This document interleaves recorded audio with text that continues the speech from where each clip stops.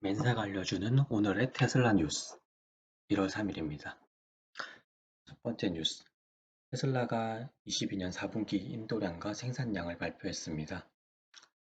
4분기 생산량은 43만 9천 대, 4분기 인도량은 40만 5천 대, 인도량은 예측치인 42만 대보다 조금 낮은 수치가 나왔습니다. 따라서 테슬라의 22년 총 생산량은 136만 9천 대, 인도량은 131만 대입니다. 따라서 테슬라의 전년 대비 연간 성장은 생산량 기준 47%, 인도량 기준 40%를 성장했습니다. 측치에는 비치지 못했지만 경기 침체 시기에서 연간 40%의 성장은 엄청나다고 봅니다. 다른 내연기관차, GM이나 폭스바겐이나 등등 레거시 업체의 경우에는 평균 10에서 10% 정도는 역성장을 하기 때문이죠. 테슬라는 경기 침체 시기에서 보조금 없이 만족할 만한 성장을 이뤄냈다고 보고 있습니다. 두 번째 뉴스, 테슬라 22년 연간 실적 발표입니다.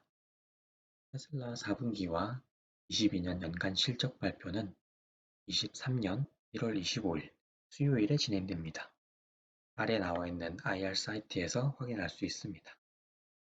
세 번째 뉴스, 테슬라 2023년 인베스터 데이 개최입니다. 테슬라는 23년 3월 1일 인베스터 데이를 개최한다고 발표했습니다. 이 행사는 투자자들이 직접 참석할 수 있고 기가 텍사스에서 생중계될 예정입니다.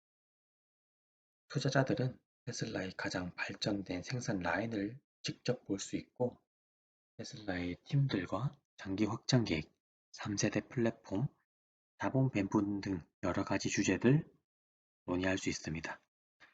생중계되는 방송은 아래 IR 홈페이지에서 확인할 수 있습니다. 테슬라는 매년 무슨 데이 이런 걸 개최하고 있는데요. 배터리 데이, AI 데이 등이 있죠. 지금까지 행사들은 어떻게 보면 기술자들을 모집하기 위한 일종의 채용 행사였습니다. 그래서 그들을 설득하기 위해서 상당히 수준이 높은 내용들을 다루어서 투자자들은 되게 좀 이해하기가 어려웠고 또 기술자들을 위한 내용이기 때문에 투자자가 듣고 싶어하는 내용들은 들을 수 없었습니다. 예를 들어서 모델 2가 언제 만들어질지, 사이버트럭은 어떻게 되고 향후 공장 확장 계획은 어떻게 되는지 이런 테슬라의 중장기 비전을 들을 수 없었죠. 하지만 이번 행사는 투자자들을 위한 행사로 향후 공장 확장 계획이나 신규 모델 등과 같은 장기 로드맵 등을 다루어질 것이라고 생각합니다. 네 번째 뉴스. 렌터카 업체 허츠의 테슬라 도입으로 인한 연간 수익 증대입니다. 렌터카 업체인 허츠가 전기차를 자사 제품군에 추가한 이후 연간 수익이 12%나 증가했다고 보도했습니다. 허츠는 21년 말에 테슬라와 모델 3를 10만 대 정도 계약을 체결했고 그 이후에 모델 Y와 모델 S를 추가했습니다. 참고로 포스타로부터는 6만 5천 대 계약을 했고 지금 첫 번째 차량을 인도받기 시작했고 7년까지 7만 5천 대의 전기차를 구매한다고 하네요. 허츠의 CEO는 테슬라의 임대 프로그램이 매우 견고한 수요를 보이고 있다고 말했습니다.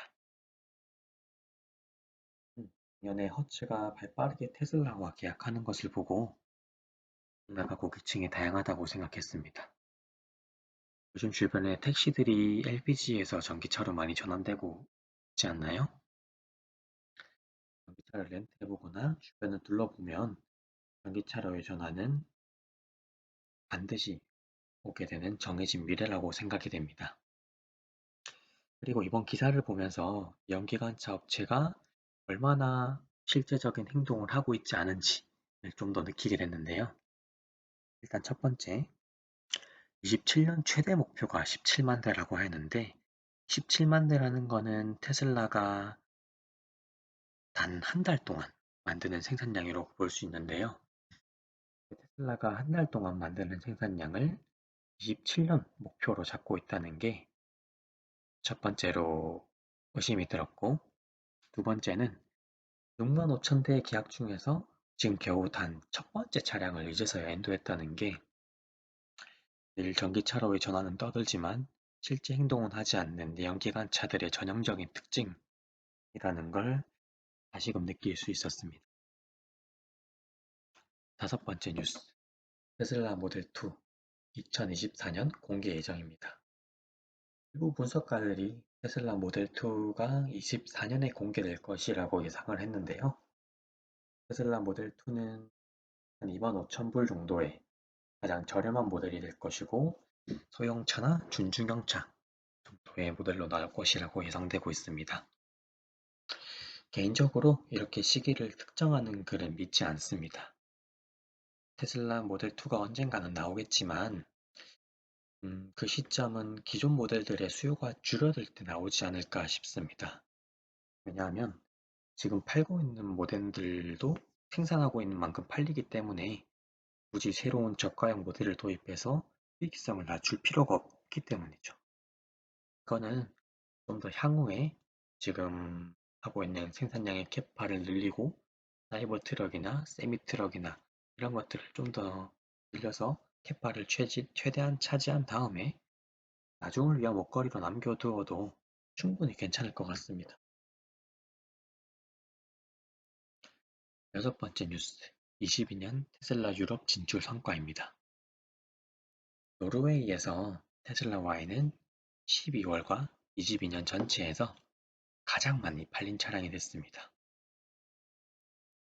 네덜란드에서는 모델 Y가 12월 가장 많이 팔린 전기차가 되었고, 스페인에서는 모델 3는 전기차 1위, 모델 Y는 3위를 차지했습니다. 유럽, 특히 노르웨이는 전기차로의 전환을 적극적으로 받아들이고 있는데요. 이런 유럽의 특성이 장인 정신이라고 해야 되나요? 그런 아우디 등 여러 가지 전통 강자들을 여태껏 중시해왔었는데 이를 뒤로 하고 테슬라가 지금과 같은 성과를 내고 있다는 건 충분히 경쟁력이 있고 만족할 만한 성장을 내고 있다라고 보고 있습니다. 오늘의 테슬라의 뉴스는 여기까지입니다. 감사합니다.